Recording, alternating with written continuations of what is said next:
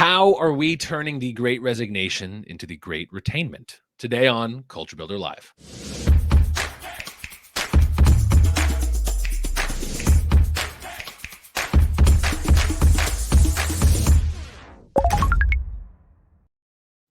Hey, I am Chris Wink. I'm the CEO and co-founder of Technically, the news organization with a community of tech professionals we help you hire from. All right, I know. I think I promised previously in these interviews to not say the phrase Great Resignation anymore. I've lied. But we're going to talk about a pivot from it. Rather than purely defensive terror, how do we go into building the teams we want to in this moment of disruption? That's what we're going to call the Great Retainment. To do that, I'm joined by Dave Carhart. He is the VP of People over at Lattice and HR Management Tools.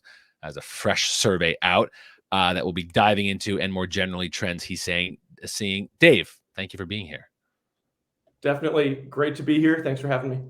Yeah, I mean, I know this is the home run situation to be here, Dave. I know that. So don't be nervous. Just have some fun and tell me, are we yes, September quit rates was high again, but surely we've just run out of people to quit at this point.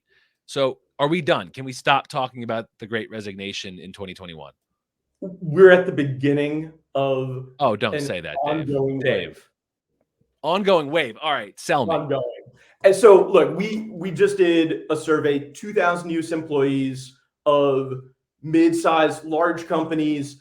47% said that they were actively looking for a job. 17% said they were looking to move as quickly as possible. Those are folks who have jobs now that are open to calls, getting calls from recruiters, taking a look at job postings, maybe just having conversations with friends. This is the beginning, just like we've seen with inflation overall. We thought it was maybe, hey, it's this sector here, that niche of the market there. This is a much bigger and longer term wave of attrition that we need to be dealing with. So we've done a lot of this reporting. It is both across sectors. It is both across a range of companies. But maybe give us a word of caution, because I will note, here's the challenge that I think I've heard. The Great Resignation is a really excellent boogeyman for people who are trying to scare employers into buying services or tools. So yeah, the quit rates are high.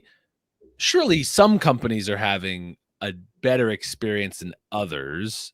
Can anyone consider themselves out of the Great Resignation terror strike, or is this just truly that universal? So the pressure in the market is fairly universal, but people are absolutely taking a lot really different strategies towards how they're engaging with this. And so I think there's a lot of companies that are seeing that, look, there's some people who are going to be quitting without another job right lined up.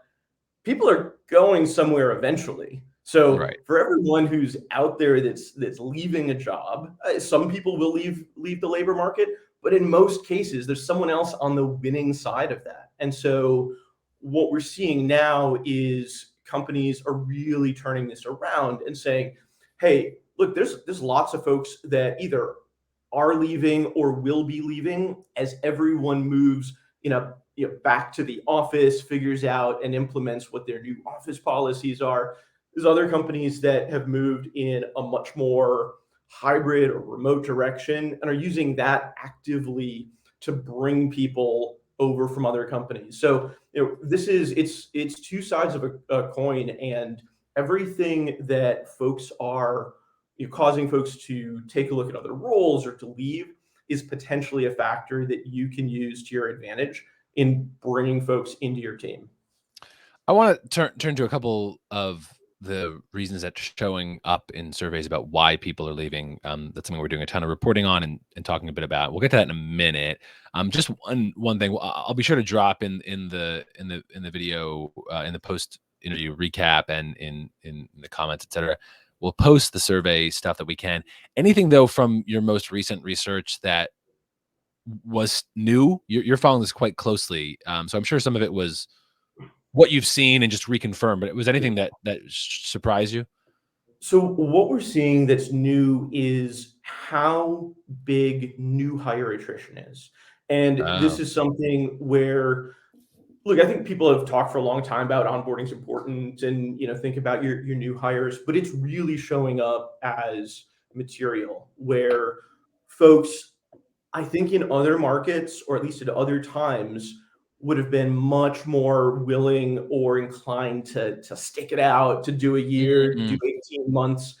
People are really willing to say at 2 or 3 or 4 months in, this wasn't really what I signed up for, or it turns out there's other options out there. And so I think that beginning period with employees is really critical on getting them onboarded, building like connections and belonging, especially if you're bringing people in virtually early on. And on the flip side, again, this is potential talent acquisition strategy too, where no longer does it need to be, hey, someone posted their new job on LinkedIn, come back to them in a year. People are not going to stick around in this market for something that's not the right long-term fit when they have other options. The healthy part of that I like some of the rebalancing of power to say that 90-day window is no longer just primarily the employer feeling out the employee. It certainly seems that's right sizing of the employee, very really feeling out the employer. Your definition of new hire, is that under 6 month, under a year, Yeah, 90 days? under 6 months.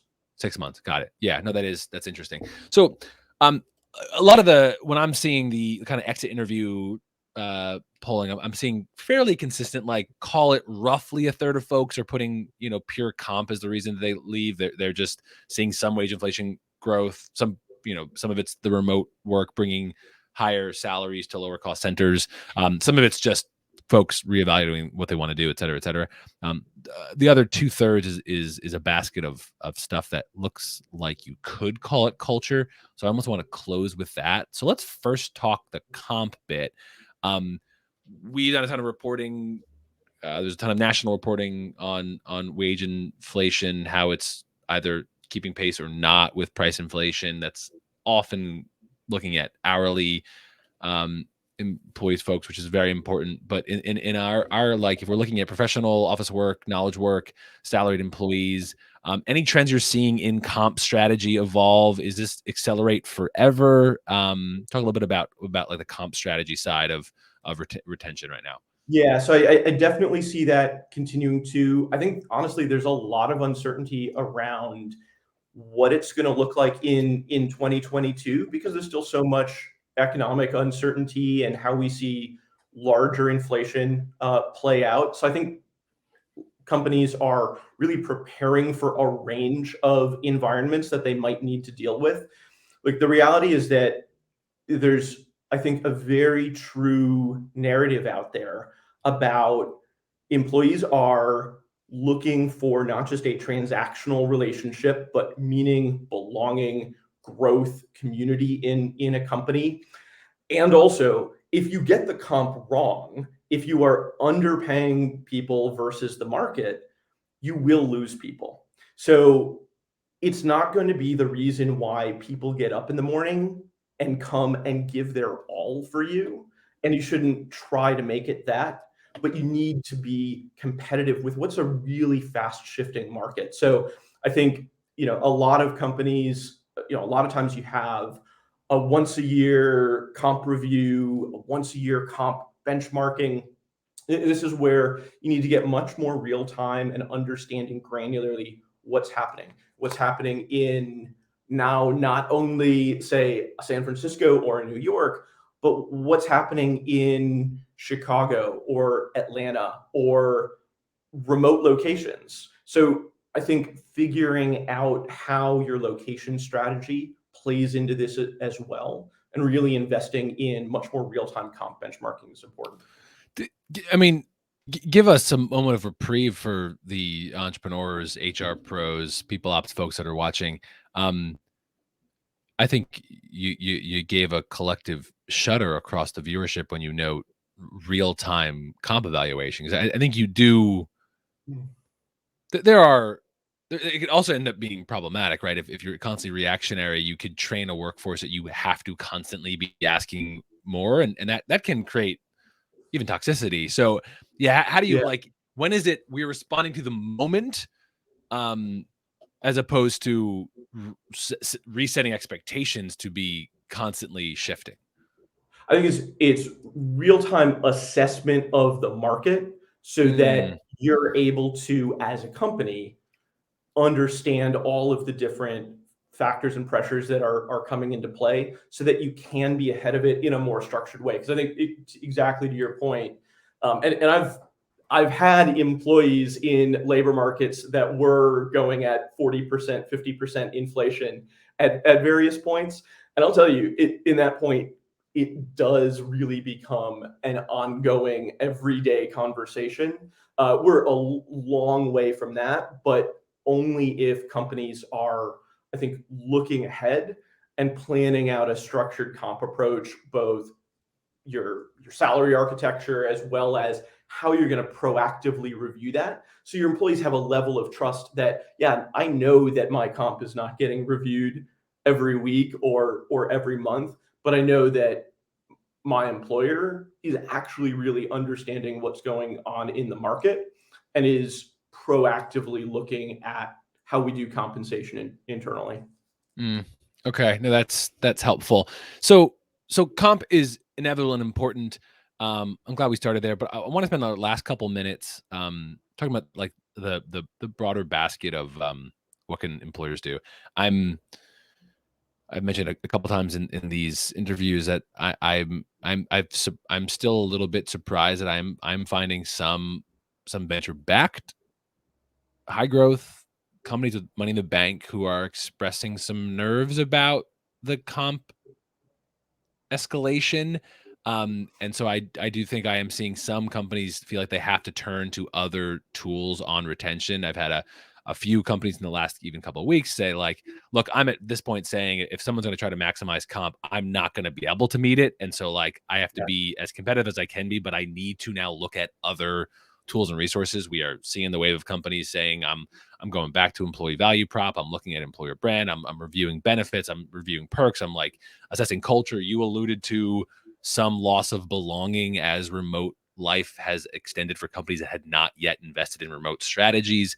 So I think this other basket of, yeah, you got to be as competitive as you can be with comp, but some probably a lot of companies are just gonna be short on the tippy top of comp. So what else can we be doing if we feel like we're as good as we are on the comp side?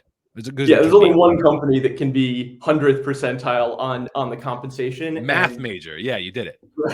and trying to match the dollar, that shouldn't be the core employee value proposition. And I think the key is to really ground it in that and ground it in your culture and your values and what you care about and what your employees care about.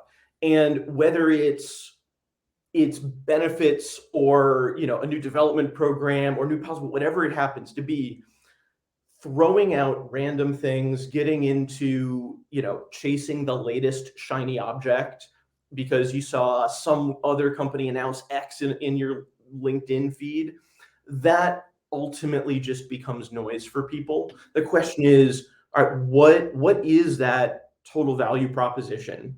And how do each of those pieces contribute to it?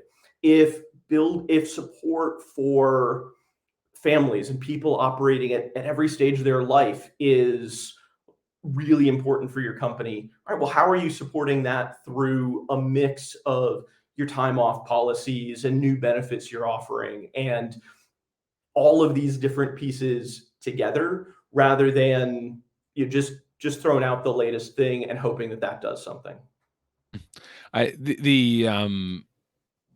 someone said to me the avoid random acts of employer brand, that it is like I think the LinkedIn envy is a very real thing when it's like a pure arms race of what is the neat thing you did, and is that for your employees or is that